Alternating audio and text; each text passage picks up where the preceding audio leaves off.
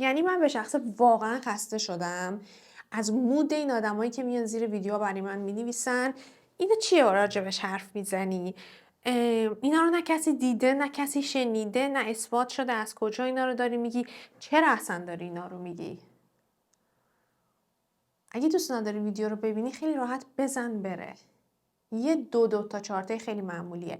یه سری اتفاقات توی دنیا میفته که شما هیچ توجیهی براش نداری، ولی اون اتفاق میفته. یه سری چیزا هست که توی زندگی بارها و بارها تجربهش کردی ولی هیچ توجیهی براش نداری. یه سری مسائل هست که پزشکا هیچ توجیهی براش ندارن و هنوز هم اتفاق میفته.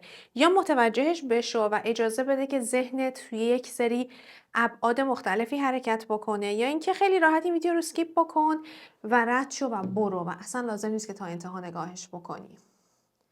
مخاطب من آدم‌هایی که همیشه ویدیوهام رو می‌بینن و کسایی که همیشه به من لطف دارن نیستن تنها. کسایی هستن که شروع میکنن به رد کردن همه چیز. من به شخصه همیشه توی زندگیم سعی کردم که شنونده باشم. گاهی اوقات بعضی چیزها با منطق من جور در میاد و من قبولش میکنم و گاهی اوقات هم قبول نمیتونم بکنم، ولی اون چیزها منو به فکر فرو میبرن. گاهی اوقات چیزایی هستن که من واقعا تجربهش کردم و هیچ توجیهی هم براش ندارم. پس اتفاقای خیلی زیادی توی این دنیا میافتن که شما براش توجیهی نداری ولی واقعا وجود دارن. میدونید چه چیزی عجیب هست؟ اینکه گاهی اتفاقاتی توی زندگی میفته که منطق هیچ توضیحی براش نداره، ولی دلت میگه این یک تصادف نیست، این یک پیامه. مثلا یه روز از ته دلت آرزو میکنی که یک نشونه ببینی که مطمئن بشی راه درسته و یه دفعه چند ساعت بعدش یه آهنگی پخش میشه که دقیقاً کلماتی رو میگه که لازم بوده بشنوی، یا یه عددی رو هی میبینی بارها و بارها روی ساعت، پلاک ماشین، فاکتور خرید، روی صفحه گوشیت. اولش نادیده میگیریش ولی بعد حس میکنی که یه چیزی داره تکرار میشه. چرا؟ چون که میخواد دیده بشه و اونجا دقیقا لحظه‌ایه که جهان داره باهات حرف میزنه، نه با صدا، نه با زبان، بلکه با یک نظم پنهان. یه چیزی رو میخوام از من همین اول ویدیو بشنوید و یا قبولش بکنید یا قبولش نکنید، ولی خوشبختانه یا متاسفانه اینطوریه، همه چیز به هم وصله. هیچ چیزی توی این دنیا تصادفی نیست. همه چیز توی این دنیا با یک نخ نامرئی به هم دیگه متصلن. حالا این نخه چیه؟ انرژی، فرکانس، آگاهی. هر فکر، هر فرکانس، هر انتخاب یک موج از انرژی میفرسته توی یک شبکه نامرئی و اون موج برمیگرده به سمتت، اما نه همیشه همون جور که تو انتظارش رو داری. یعنی چی؟ یعنی گاهی در قالب اتفاق، گاهی نشونه، گاهی در قالب یه سری همزمانی ها که بهش میگن مکالمه روح و جهان. یعنی تو میفرستیش و جهان جواب میده. ولی فرقش با دعا یا درخواست چیه؟ اینه که توی دعا کردن تو حرف میزنی و منتظری. در آگاهی تو فقط گوش میدی. و جهان همیشه داره بهت میگه که ببین من اینجا، من دارم تو رو میشنوم، فقط تو هم باید صدای من رو بشنوی. و اغلب این چیزی هست که راحت اتفاق نمیفته برای ماها. نشونه ها معمولاً زمانی زیاد میشن که روحت آماده یک تغییر یا بیداری باشه، وگرنه نشونه ها رو توی زندگیت متوجه نمیشی. وقتی که یک بخش از وجودت آماده است که یک فصل جدیدی رو شروع بکنه، اونجا هست که نشونه ها زیاد میشن. بعضی از اعداد شروع میکنند به نمایان کردن خودشون، مثل 11 11 222 333. بعضی ها با تکرار کلمات، آهنگ ها یا حتی اسم آدم ها این موارد رو احساس میکنن. یا اینکه یه نفر چند بار پشت سر هم میاد درباره یک موضوع حرف میزنه، یا یه واژه رو هی میشنوی تا بالاخره میگی باشه فهمیدم، گرفتم. و میخوام بهتون بگم این تکرارها اصلا تصادفی نیستن. اینا یک نشونه ای از هماهنگی هن. وقتی درونت و بیرونت توی یک فرکانس قرار میگیرن، واقعیت شروع میکنه به بازتاب افکارت. و اینو هیچ وقت یادتون نره که روح و جهان با یک زبونی حرف میزنن که ذهن منطقی ما اون رو نمیفهمه. زبانشون نماد استعاره است و ارتعاشه. یعنی وقتی که حس میکنی یه پر سفید روی زمین دیدی و دلت لرزیده، چه اتفاقی میفته؟ این فقط یه پر نیستا. پیش خودت نگو اینا خیالاتی هن. کسایی که این نشونه ها رو درک میکنن خیالاتی شدن. اینا چرت و پرته. خیلیتون به من میگی که چرا میای راجع به همچین چیزایی صحبت میکنی؟ ببینید این یه جوابه. گاهی اوقات انقدر بسته که اصلا نمیفهمیش. جواب سوالیه که حتی شاید تو با کلمات از این جهان نپرسیدی. وقتی میشه الگوی تکراری. گاهی اوقات انقدر ذهنت بسته است که اصلا نمیفهمی چه اتفاقی داره دور و برت میفته. خیلی اوقات وقتی که نشستی یه روز کامل و گریه کردی و وسط بزرگترین ناامیدی زندگیت یه نشونه میبینی، یا گاهی اوقات وسط یک شک و تردید بزرگ توی روز معمولی یه دفعه یه پروانه از جلوی صورتت میچرخه، ذهن زمینیت میخواد بهت بگه که این اتفاق معمولیه، ولی امکان نداره یک روح آگاهی داشته باشی و اون روحه بهت لبخند نزنه و نگه که ببین این یک نشونه است برای تایید. خیلیاتون همین رو تجربه کردید. احساستون مترجم روحتون هست. نشونه هایی که میبینید فقط برای چشمتون نیستن، برای احساس کردنن. یعنی چی؟ یعنی هر وقت یه چیز بیرونی با درونت هماهنگ میشه، باید بدونی که اون پیام مخصوص توه. یعنی ممکنه یه نفر همون صحنه رو ببینه و اصلا هیچ حسی نگیره، اما تو با تمام وجودت حسش میکنی. و چرا این اتفاق میفته؟ چون اون پیام از فرکانس تو عبور کرده، نه از فرکانس بقیه. برای همین هستش که ممکنه توی خانواده‌تون یه آدمی داشته باشید که خیلی شهود قوی تری داره نسبت به بقیه اعضای خانواده. چرا؟ چون پیام ها میان از فرکانس اون آدم عبور میکنن، چون اون آدم آگاهیش با آگاهی بقیه متفاوت تره. اون آدم بازتره، اون آدم راحت‌تر میتونه اینها رو قبول بکنه، فرکانسش دقیق تره. جهان برای هر کسی به زبان خودش حرف میزنه و یه قانون ساده وجود داره. اگر حس کردی یه چیزی برات معنا داره، اون معنی درسته. لازم نیست بری تایید خاله و مامان و دایی و عمو و بقیه رو بگیری. خیلی کم پیش میاد احساساتتون غلط باشه.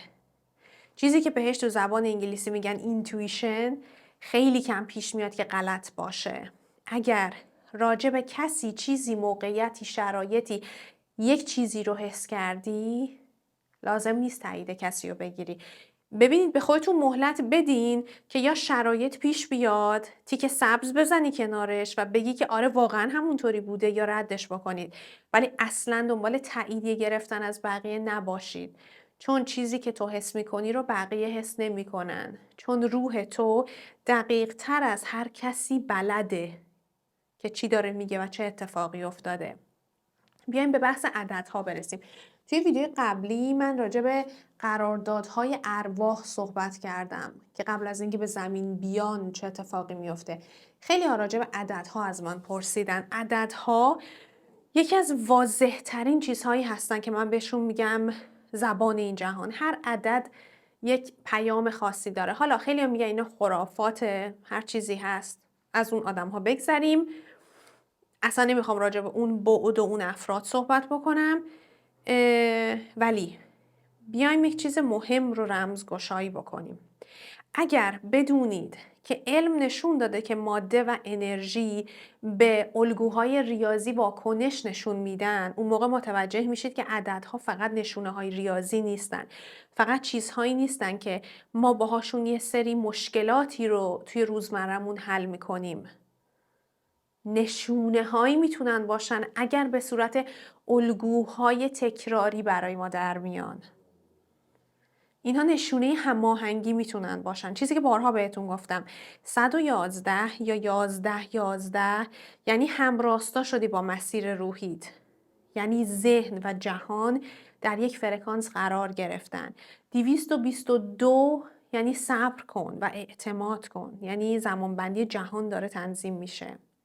333 یعنی تو تنها نیستی و استادان روحی کنارتن. 555 یعنی تغییر بزرگ نزدیکه. 777 یعنی مسیرت مقدسه. راهت درسته. اما اینجا رو خوب گوش بدید. مهمتر از عدد خاص احساسیه که باهاش دارید. من اینو بارها بهتون گفتم. اون لبخند بیدلیل که میزنید، اون چیزی که حس میکنید بعد از دیدن اون عدده پیام اصلیه که میخواد به شما بده. حالا بیایم با هم راجع به همزمانی ها صحبت بکنیم. گاهی اوقات نشونه ها فراتر از عدد یا اون پر سفید میرن. گاهی به صورت یه سری اتفاقات عجیب غریب در میان. مثلا یکی رو تو خواب میبینید و فرداش تصادفاً واقعاً بیرون میبینیش. یا یه جمله خاصی رو میخونی و همون روز یکی یه جا تکرارش میکنه و تو میشنوی. یا یک آهنگ قدیمی پخش میشه و تو یه دفعه حس میکنی که وای چقدر آروم شدم. انگار که آبی رو ریختن روی آتیش درون من. اینا چی هن؟ اینا همون چیزهایی هستن که کارل یونگ بهش میگه سینکرونوسیتی، یعنی همزمانی معنادار. یعنی وقتی که درون و بیرونت با یک معنا همسو میشه، روح تو داره جهان رو مثل یک آینه تنظیم میکنه تا یک چیزی رو بهت نشون بده. همیشه بهتون گفتم جهان مثل آینه است. یه قانون خیلی ساده وجود داره. جهان همیشه در حال تکرار چیزیه که تو در درونت ارسال میکنی. جهان همیشه در حال تکرار چیزی هست که تو در درونت میفرستی و میچرخونیش. ولی چون روح زبان گفتاری نداره میاد از نشونه ها استفاده میکنه. پس تو چطوری میتونی ردش بکنی؟ با همین دوتا جمله که من بهتون گفتم اگر بشینید و فکر بکنید اصلا نمیتونید این چیزا رو رد بکنید. روح تو زبان گفتار نداره، پس میاد به تو نشونه میده، مگر اینکه بگی من روحی ندارم. وقتی درونت پر از ترس و شک باشه بیرونت نشونه هشدار میفرسته و وقتی که پر از عشق و اعتماد باشی نشونه ها آرامش بخشن، لطیفن، ملایمن. در واقع نشونه ها وضعیت انرژی درونت رو میان بهت نشون میدن. مثل یک فشار سنجان برای روحت. پس هر چقدر که آگاه تر بشی کمتر نیاز به نشونه های شدید داری. چرا وقتی آگاهیت بالا میره نشونه ها رو دیگه اینقدر پررنگ نمیبینی؟ چون که مسیر درسته. مثل اینکه داری تو یک اتوبانی حرکت میکنی و هر چند کیلومتر به چند کیلومتر تابلوها رو داری میبینی دیگه. چقدر مثلا تا پمپ بنزین بعدی مونده، هر 1 سانت به 1 سانت تابلو نمیذارن وقتی که داری تو یک راه درست میری. وقتی هم که گم میشی دائما سر تو جی پی اس داری میبینی که کجا برم چی کار کنم. اونجا پر مسیره، پر علامته.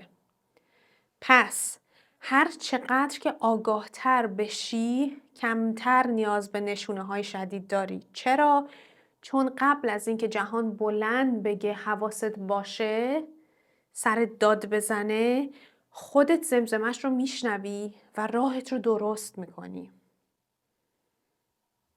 پس این یکی از سوالایی که خیلیاتون از من میپرسید چرا نشونه ها رو یه مدتی که دارم کمتر میبینم؟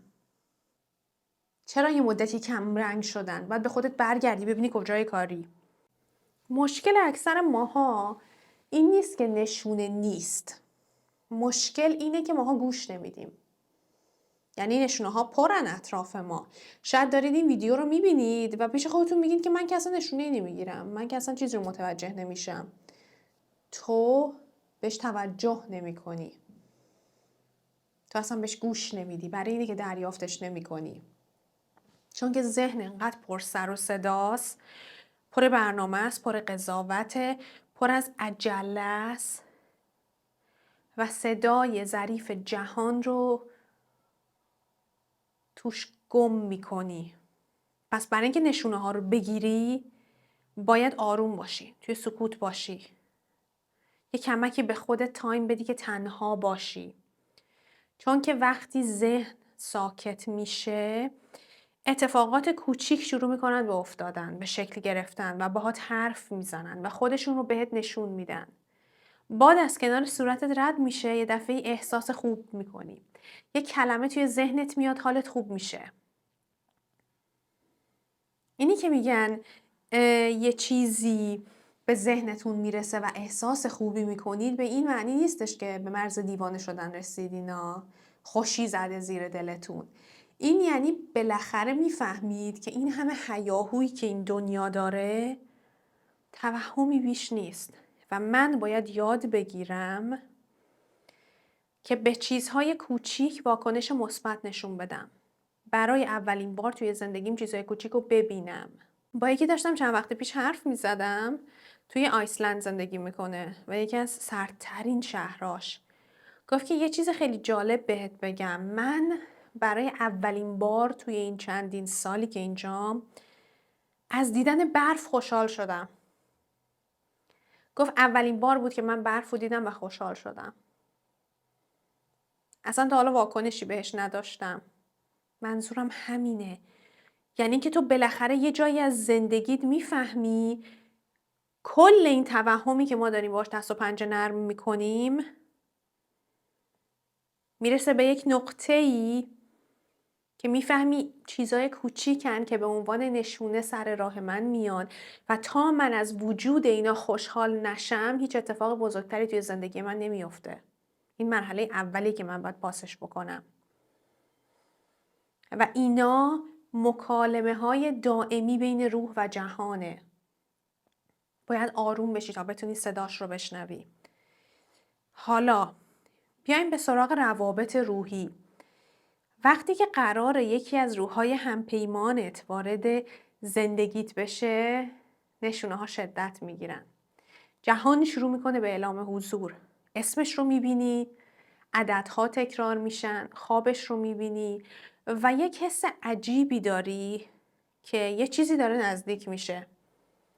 اون انرژی قبل از اینکه فیزیکی بشه، از سطح روحی شروع میشه.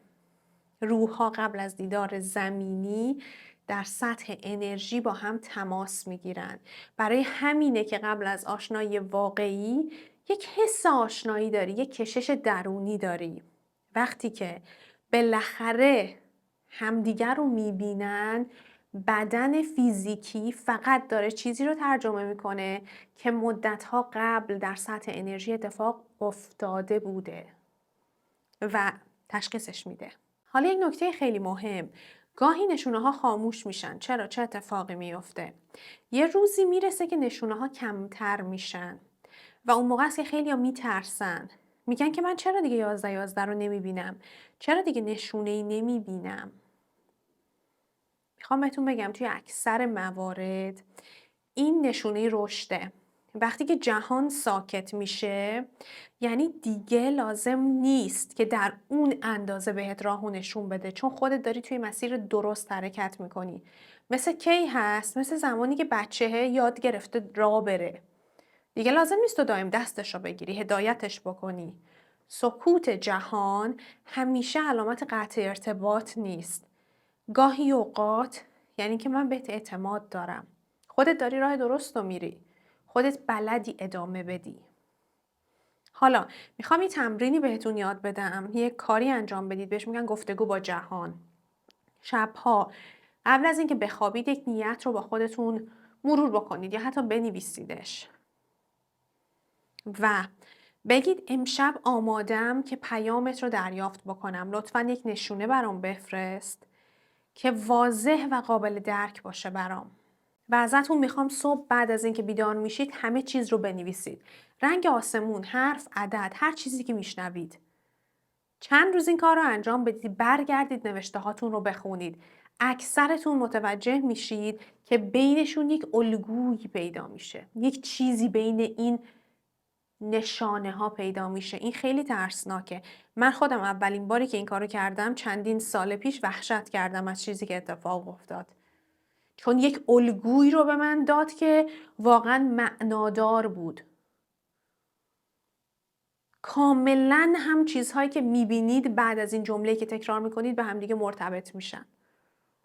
حتما انجامش بدید. مثلا یه روزی نشونه یه جا میبینید، یه پر سفید میبینید.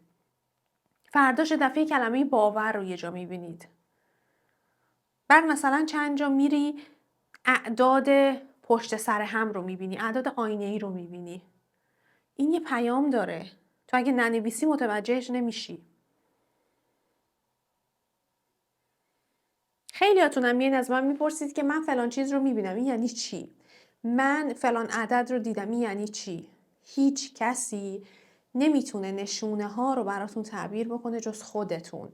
حتی اگه همه بهتون بگن که این اتفاق معمولیه، اگر در درونت یه چیزی احساس میکنی، این پیامه.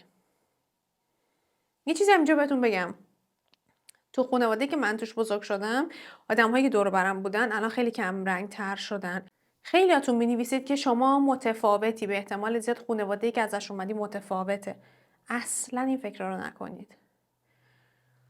خانواده‌های ایرانی 80% مثل همن. یک الگوی کاملا تکراری و اصلا فکر نکنید که حالا منی که اینجا میشنم واسه شما صحبت میکنم، خانواده‌ام یک تافته جدا بافته‌ای بودن. یه جایی میرسه که خودت راهتو جدا میکنی. نمیگم قطع ارتباط، میگم راه فکریت رو جدا میکنی. اگر همشونم برگردن بگن یک اتفاق معمولیه، تو خودت میدونی چه خبره. پس اصلا لازم نیست به کار کسی کار خاصی داشته باشی. روح هر آدم دنیای منحصر به فرد خودش رو داره.